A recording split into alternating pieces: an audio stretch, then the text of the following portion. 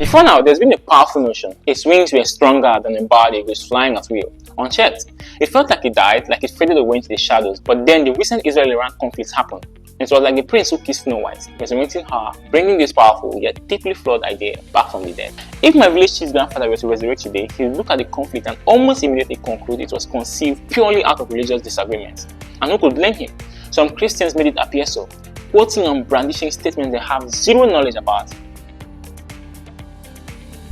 Now, don't get me wrong, these statements, they feel true, they sound profound, especially if your Bible knowledge is a little limited, or if you fall under the category of those who read the Bible as just another history book. But here's the unvarnished truth, my friends. That piece of land in the Middle East, it ain't God's village, and inhabitants, they are not his own children. I'm about to tell you exactly why. For easy absorption, for you to truly grasp this, I've got two platters ready for your dining pleasures. First, the logical platter where we'll dive deep into the historical and secular origins of modern-day Israel. Then the biblical platter where we'll roll up our sleeves and really examine those biblical passages. Let's head over to the dining. It really is fine dining. You know, it's fine. Before I proceed, I need to take a moment to admonish myself. This is a public confession. I used to be a custodian of this very notion. I hawked it like gala. Confidently, loudly, and with absolute conviction. I believed it wholeheartedly. But truth has a way of revealing itself. Lest I digress too much, without mincing words, it's pertinent to note this. The present-day Israel, which many of us refer to as the Holy Land of God, is the creation of a powerful political movement. A movement you must have heard of, Zionism. This wasn't some ancient prophecy suddenly manifesting. No. This was a response, a very human, very understandable response to suffering. It was born in the 19th century, during the wake of relentless anti-Semitism. Jews across Europe were passing through a lot. Imagine wrongful accusations, baseless hatred, systemic discrimination. Think about the infamous case of Alfred Dreyfus, a Jewish French soldier wrongfully accused of treason. The sheer injustice of the Dreyfus affair. It wasn't just a legal case, it sparked outrage, deep boiling outrage among Jews who began to ask, when will this end? Where can we be safe?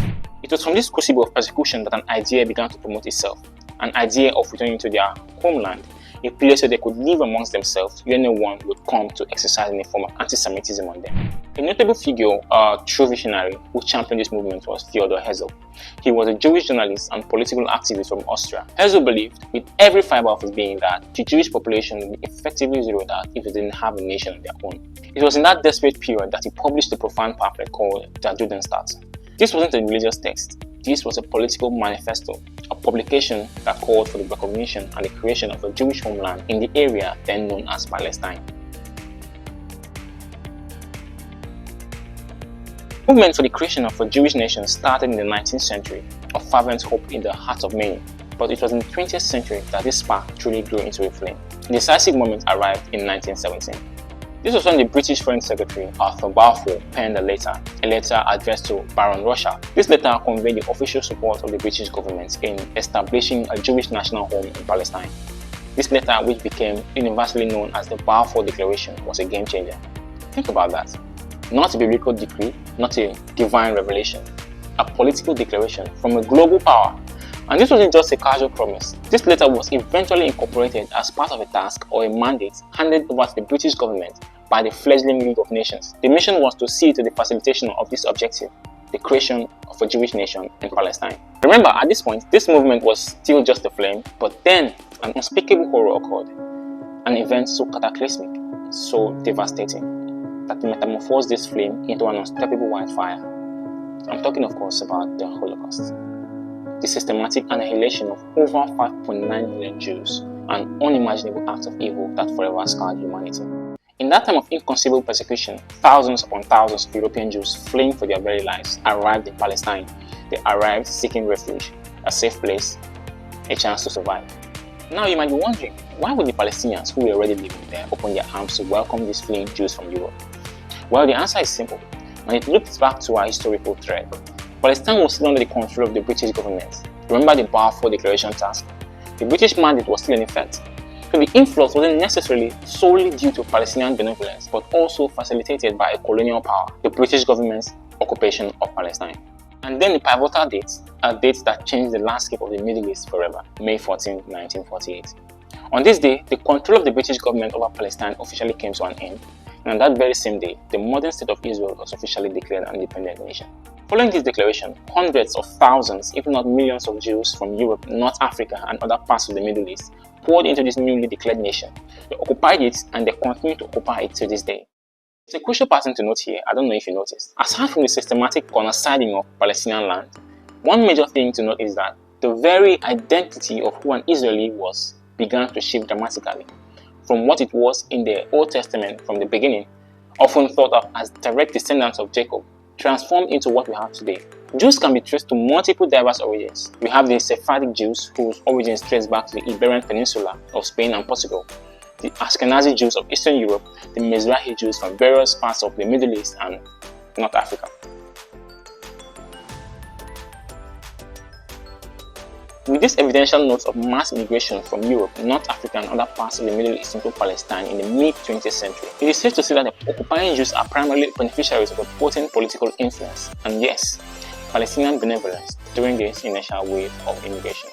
Therefore, based on this logical platter on historical facts, we can safely establish this. The present-day Jews are not exclusively God's own children in the way some interpret it, and neither is the land occupied God's own land in that unique exclusive sense.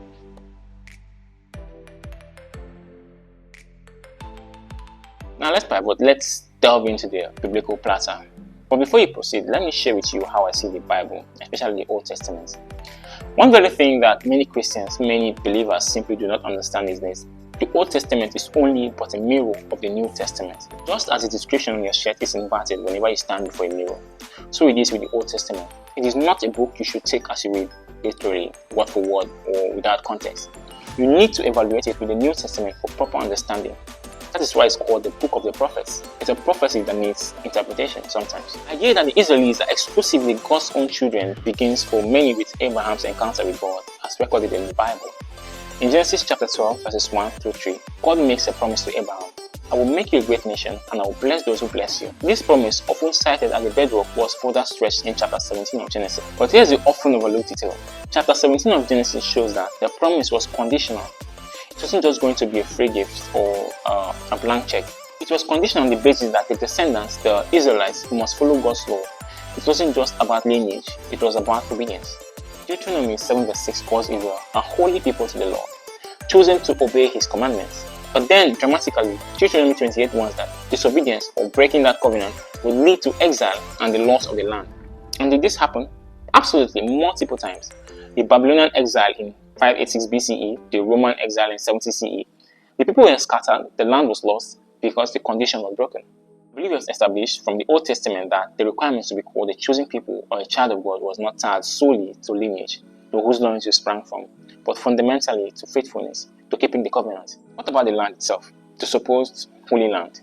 Leviticus 25 verse 23 says, quite explicitly, the land is mine, meaning God owns it and the Israelites were simply like tenants. They were leasing it, they were stewards. The land's holiness, its very sacredness also depended on their obedience to this covenant. Joshua 23:16 warns, chillingly, that breaking the covenant will revoke their claim. It wasn't an inherent, unconditional title deed. So biblically, from the very Old Testament that many cling to, neither the people nor the land are chosen without profound spiritual commitments and unwavering obedience. Now, does this apply to modern Israel? Does it? The Old Testament does not and cannot address a secular state formed in 1948, a nation whose citizens, many of them non-religious, don't fit the biblical model of a covenanted people. The Old Testament is a spiritual covenant, not a geopolitical forecast for a 20th century nation state like the modern day Israel. This is where the New Testament steps in. This is where the mirror shows us the true image. The New Testament straightens the Old Testament depiction of a chosen people and land as interpreted by some. Christianity teaches that Jesus fulfilled the covenant. He didn't abolish it.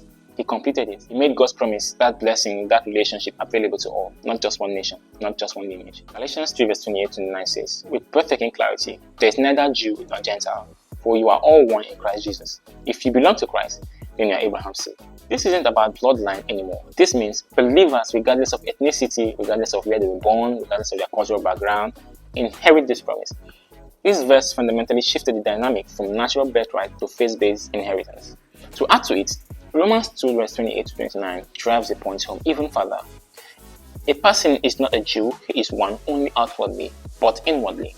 Faith, not birth, defines God's people. Let's look at this Bible story of Rahab. It's a profoundly important story. It is a story that, sadly flies past the head of too many believers.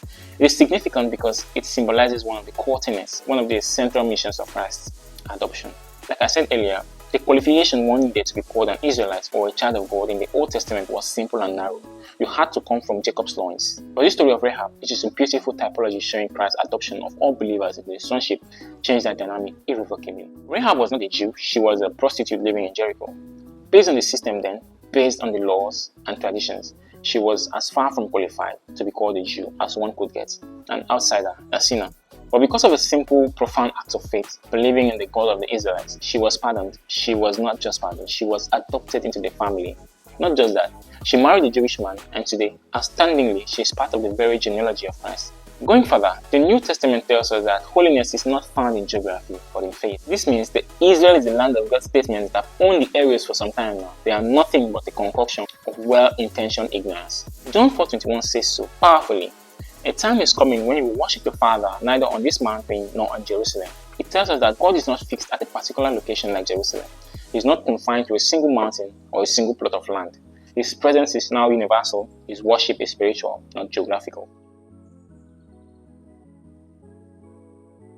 So biblically, modern Israelites are not automatically God's chosen people in an exclusive sense. Only those who follow and believe in the covenant through Christ, whether Jew, Nigerian, Chinese, Gentile, Arabian, are.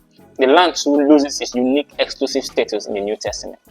God's presence, God's dwelling, is now universal, dwelling in the hearts of the believers. These challenging insights directly challenge the idea that modern Israel holds some automatic exclusive divine favor that dictates geopolitics. They invite us to look deeper, to understand better, and to avoid falling prey to narratives that simplify complex realities for theological convenience.